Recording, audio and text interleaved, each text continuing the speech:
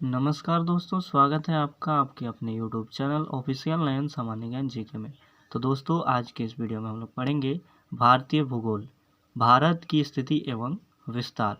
तो यदि हमारे चैनल में नए हैं तो चैनल को सब्सक्राइब कर लीजिए, साथ ही बेल आइकन को प्रेस कर लीजिए ताकि हमारे वीडियोज़ की नोटिफिकेशन आपको समय समय पर मिलता रहे। तो हम लोग आज का इस लेक्चर 1 में पढ़ेंगे भारत की सामान्य जानकारी, यानी कि जो भारत का भूगोल है उसकी सामान्य जानकारी को अध्ययन करेंगे। तो चलिए शुरू करते हैं। भारत उत्तरी गोलार्ध में स्थित है। तो सबसे पहले समझिए कि जो हमारा पृथ्वी है तो इसका जो बीच से 0 डिग्री से जो गुजरती है रेखा उसको कहते हैं विषुवत रेखा, ठीक है, जो कि 0 डिग्री से गुजरती है। तो जो 0 डिग्री से गुजरी तो ऊपर वाला हिस्सा उत्तरी गोलार्ध कहलाता है और नीचे वाला हिस्सा दक्षिणी गोलार्ध कहलाता है। तो जो हमारा देश भारत है वह इस जगह है, अर्थात उत्तरी गोलार्ध में स्थित है। तो भारत उत्तरी गोलार्ध में 8 डिग्री 4 मिनट से 37 डिग्री 6 मिनट उत्तरी अक्षांश और 68 डिग्री 7 मिनट से 97 डिग्री 25 मिनट पूर्वी देशांतर के बीच स्थित है। तो इसको समझिए। तो आप सबसे नीचे देखिए ये, तो सबसे पहले हम लोग अक्षांश को समझ लेते हैं तो आपको ताकि आपको ये चीज़ आसानी से क्लियर हो। तो जो पृथ्वी है, ठीक है, तो विषुवत रेखा 0 डिग्री पर है। तो इसके समांतर जितनी भी रेखाएं खींची जाती है, तो इस प्रकार जितने भी समांतर खींची जाती हैं रेखाएं विषुवत रेखा के समांतर, उन रेखाओं को कहा जाता है अक्षांश रेखा, ठीक है। तो जो हम लोग का देश है भारत इस जगह है, ठीक है, इस जगह है। तो जो दक्षिण भाग पड़ता है, तो ये जो दक्षिण पड़ता है ये कितने डिग्री अक्षांश पर है, तो 8 डिग्री 4 मिनट, ठीक है। और जो भारत का ये ऊपर जो है, ठीक है, ये कितना पर पड़ता है, तो ये पड़ता है 37 डिग्री 6 मिनट, ठीक है। अब इसे समझते हैं। इसके बाद जो पृथ्वी है तो विषुवत रेखा के लंबवत जितनी भी रेखाएं इस प्रकार खींची होती है, यह मानक रेखाएं हैं, असल में ये खींची नहीं होती है, इसको माना गया है। तो इन रेखाओं को कहा जाता है देशांतर रेखाएं, ठीक है। तो जो देशांतर रेखाएं, तो भारत जो इस जगह पर है तो इस साइड की अगर हम लोग बात करें, यानी कि इस और, तो ये कितना डिग्री पर है, तो 97 डिग्री 25 मिनट पूर्वी देशांतर। और इस और अगर बात करें यहाँ पर तो ये है 68 डिग्री 7 मिनट। तो आई होप आपको समझ में आ गया। तो एक बार देख लीजिए, सबसे ऊपर कितना है 37 डिग्री 6 मिनट, नीचे 8 डिग्री 4 मिनट, पश्चिम में 68 डिग्री 7 मिनट और पूर्व में 97 डिग्री 25 मिनट, ठीक है। तो चलिए आगे बढ़ते हैं। भारत का क्षेत्रफल 32,87,263 वर्ग किलोमीटर है, यानी कि जो हमारा भारत देश है तो ये इसका क्षेत्रफल कुल कितना है, तो 32,87,263 वर्ग किलोमीटर है, ठीक है। अब देखिए, क्षेत्रफल की दृष्टि से भारत विश्व का 7वां सबसे बड़ा देश है। अन्य जो 6 बड़े देश हैं भारत से जो बड़े हैं वे हैं रूस, कनाडा, चीन, संयुक्त राज्य अमेरिका, ब्राज़ील एवं ऑस्ट्रेलिया। यानी कि जो हमारा भारत देश है तो ये क्षेत्रफल की दृष्टि में विश्व के कितने स्थान पर आते हैं, तो 7वें स्थान पर आते हैं। यानी कि भारत से कुल 6 देश ऐसे हैं जो कि भारत से बड़े हैं। तो कौन कौन से, तो सबसे बड़े हैं रूस है, उसके बाद कनाडा, चीन, संयुक्त राज्य अमेरिका, ब्राज़ील, ऑस्ट्रेलिया, उसके बाद हमारा भारत का नंबर आता है।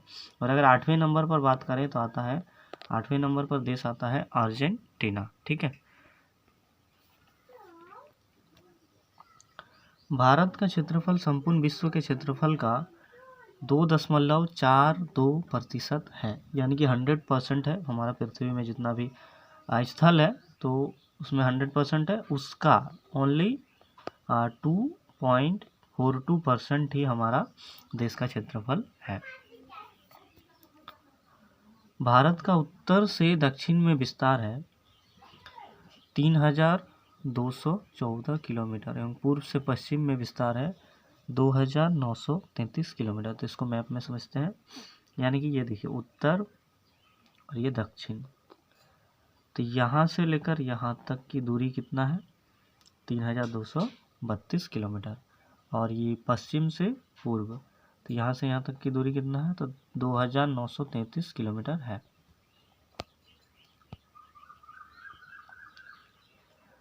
भारत की स्थल सीमा की लंबाई 15,200 किलोमीटर है। इसके तटीय भाग की लंबाई 7,516.6 किलोमीटर है, परंतु मुख्य भूमि के तटीय भाग की लंबाई 6,100 किलोमीटर है।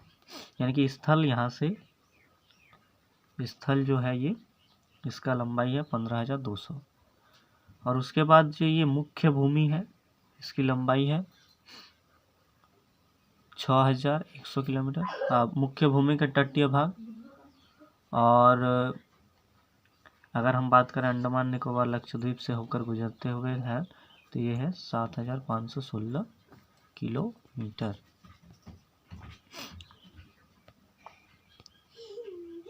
तो देखिए भारत का सबसे दक्षिणी बिंदु इंदिरा पॉइंट, यानी कि भारत का सबसे दक्षिणी यानी कि सबसे दक्षिण में जो भारत का बिंदु है उसे कहते हैं इंदिरा पॉइंट। यह बृहद निकोबार में स्थित है, यानी कि ये ग्रेट निकोबार, ये जो निकोबार द्वीप समूह है यहीं पर स्थित है। और निकोबार द्वीप समूह भी 3 भागों में बटा हुआ है, ग्रेट निकोबार और मध्य निकोबार, ठीक है, यानी कि बृहद निकोबार, मध्य निकोबार और स्मॉल निकोबार। तो इस तरह से जो बटा हुआ है, तो इसी में बृहद निकोबार में यानी कि ग्रेट निकोबार में स्थित है इंदिरा पॉइंट, सबसे दक्षिणी बिंदु भारत का।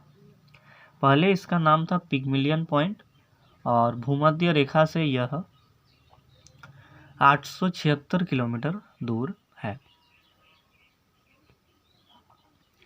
भारत के सबसे उत्तरी बिंदु इंदिरा कॉल जम्मू कश्मीर में है, और सबसे उत्तरी बिंदु भारत का कहाँ पर है तो यह है जम्मू कश्मीर में इंदिरा कॉल है। इसके बाद भारत की सबसे पश्चिमी बिंदु गुजरात में है, सबसे पश्चिमी बिंदु है गुजरात में, और इसका नाम है सर क्रीक। और भारत का सबसे पूर्वी बिंदु है अरुणाचल प्रदेश में, और इसका नाम है कीबोतू, ठीक है, तो आपको याद रखना है। सबसे दक्षिणी बिंदु इंदिरा पॉइंट, उत्तरी इंदिरा कॉल, पूर्वी कीबोतू और पश्चिमी सर क्रीक। और राज्य की बात करें तो ये है गुजरात में, और ये है अरुणाचल प्रदेश, ये है ये है गुजरात जम्मू कश्मीर में, ये है गुजरात में, और ये है अरुणाचल प्रदेश में, और ये है बृहद निकोबार में। भारत एवं चीन की सीमा को मैकमोहन रेखा कहते हैं। यह रेखा 1914 ईस्वी में शिमला में निर्धारित की गई थी। यानी कि जो यहाँ पर जो चीन देश है, यहाँ पर जो चीन देश है और ये हमारा जो भारत देश है, इसके बीच में जो रेखा है इसका नाम क्या है तो इसका नाम है मैकमोहन रेखा। यानी कि मैकमोहन रेखा चीन और भारत को अलग करती है, और ये कब निर्धारित की गई थी तो 1914 ईस्वी में निर्धारित की गई थी। इसी प्रकार अगर हम बात करें भारत और पाकिस्तान के बीच कौन सी रेखा है तो वह रेडक्लिफ रेखा, जो कि 15 अगस्त 1947 को CJ रेडक्लिफ द्वारा निर्धारित की गई थी। यानी कि जब हम लोग का भारत देश आज़ाद हुआ था उसी दिन इस रेखा को निर्धारित किया गया था भारत और पाकिस्तान के बीच, जिसे कहा जाता है रेडक्लिफ रेखा। भारत और अफगानिस्तान के बीच डूरंट रेखा है, जो 1896 ईस्वी में सर डूरेंट द्वारा निर्धारित की गई थी। अब यह रेखा अफगानिस्तान एवं पाकिस्तान में है। देखिए अब जब हम लोग का देश अखंड भारत था, यानी कि जब पाकिस्तान अलग नहीं हुआ था, तो उस समय हम लोग का भारत देश यहाँ से यहाँ तक जब पड़ता था, तो उस वक्त ही अफगानिस्तान और भारत को अलग करने के लिए एक रेखा खींचा गया था, जिसका नाम था डूरंड रेखा। ठीक है, तो जैसे ही पाकिस्तान अब भारत से अलग हो गया, तब ये रेखा तो हमारे देश में नहीं रहा, ये रेखा कहाँ चला गया, तो पाकिस्तान और अफगानिस्तान के बीच में यह रेखा रह गई है। ठीक है, भारत और नेपाल के मध्य काली नदी सीमा बनाती है। यहाँ पे थोड़ा मिसप्रिंट है, क्या होगा, काली नदी। तो जो भारत है और नेपाल है, तो यहाँ पर कौन सा नदी से ये सीमा बनता है, तो काली नदी। यहाँ पर है काली नदी, और ये भारत और नेपाल को अलग करती है। पटकाई की पहाड़ियाँ भारत को म्यांमार से अलग करती है। ये जो म्यांमार है यहाँ पर, तो यहाँ पर पटकाई की पहाड़ियाँ हैं, एक पर्वत की चोटी है जिसे कहते हैं पटकाई की पहाड़ियाँ। तो ये पहाड़ी सब जो है, पहाड़ी इलाका, ये अलग करता है भारत एवं म्यांमार को। दक्षिण में श्रीलंका भारत से पाक जल संधि तथा मन्नार की खाड़ी द्वारा अलग होता है। पाक जल डमरू में के मध्य में ही राम सेतु स्थित है, और यहाँ पर है श्रीलंका और भारत को अलग करने के लिए है पाक जल संधि और मन्नार की खाड़ी, ये अलग करता है भारत और श्रीलंका को। भारत का मानक समय इलाहाबाद के निकट मिर्जापुर से गुजरने वाली 82.5 डिग्री पूर्वी देशांतर रेखा को माना गया है, जो ग्रीनविच समय से 5.5 घंटा आगे है। 82.5 डिग्री पूर्वी देशांतर 5 राज्यों उत्तर प्रदेश, मध्य प्रदेश, छत्तीसगढ़, उड़ीसा एवं आंध्र प्रदेश से होकर गुजरती है। यानी कि यहाँ पर जो उत्तर प्रदेश में एक मिर्जापुर नाम से एक जो जगह है, वहीं से गुजरता है मानक समय, जिसे माना गया है वो है 82.5 डिग्री में है पूर्वी देशांतर। और ये जो है, जो लंदन का जो समय है ग्रीनविच, उसके समय से 5.5 घंटा आगे चलता है। यानी कि आप हिसाब लगा सकते हैं कि अगर भारत में 1 बज रहा है, ठीक है, या ऐसा समझिए अगर भारत में 11 बज रहा है, तो इंग्लैंड में कितना बजेगा, तो उससे जस्ट 5.5 घंटा घटा दीजिए। तो यहाँ अगर 11 बज रहा है तो उसमें 5 घटाने पर हो जाएगा 6, और उस फिर आधा घंटा घटाने पर आ जाएगा, आपका आ जाएगा 5.5। यानी कि यहाँ अगर बज रहा है 11, तो यहाँ पर हो जाएगा 5.5। ठीक है, तो इस तरह से 5.5 घंटा पीछे आगे है हम लोग का ग्रीनविच जो मानक समय माना गया है वो, और इंग्लैंड का जो ग्रीनविच है वह पीछे है हम लोग के मानक समय जिसे माना गया है पूर्वी देशांतर 82.5 डिग्री, उससे पीछे है 5.5 घंटा। और इससे कौन कौन से राज्य होकर गुजरता है, तो 5 राज्य होकर गुजरता है, उत्तर प्रदेश, मध्य प्रदेश, छत्तीसगढ़, उड़ीसा, आंध्र प्रदेश, ये 5 राज्य से होकर गुजरता है। सर्वाधिक राज्यों की सीमा से लगा हुआ राज्य है उत्तर प्रदेश। यानी कि उत्तर प्रदेश राज्य भारत का ऐसा राज्य है जिससे कि कई सारे राज्य के अन्य राज्यों के पड़ोसी राज्यों की सीमा इसमें लगती है। तो कुल 16 राज्यों की सीमाएं उत्तर प्रदेश से लगती है। कर्क रेखा लगभग भारत के मध्य से होकर गुजरती है, और ये 8 राज्यों से होकर गुजरती है, राजस्थान, गुजरात, मध्य प्रदेश, छत्तीसगढ़, झारखंड, पश्चिम बंगाल, त्रिपुरा एवं मिजोरम।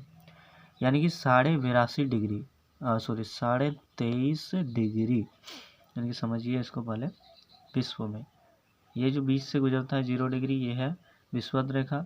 उसके बाद 23.5 डिग्री उत्तर में है कर्क रेखा, और 23.5 डिग्री दक्षिण में है मकर रेखा। तो जो भारत देश है हम लोग का यहाँ पर है, यानी कि जो कर्क रेखा है ये भारत के बीचों बीच से होकर गुजरता है। तो ये कौन कौन से राज्य से होकर गुजरता है, तो 8 राज्य से होकर गुजरता है। तो ये है राजस्थान, गुजरात, मध्य प्रदेश, छत्तीसगढ़, झारखंड, पश्चिम बंगाल, त्रिपुरा एवं मिजोरम। ठीक है।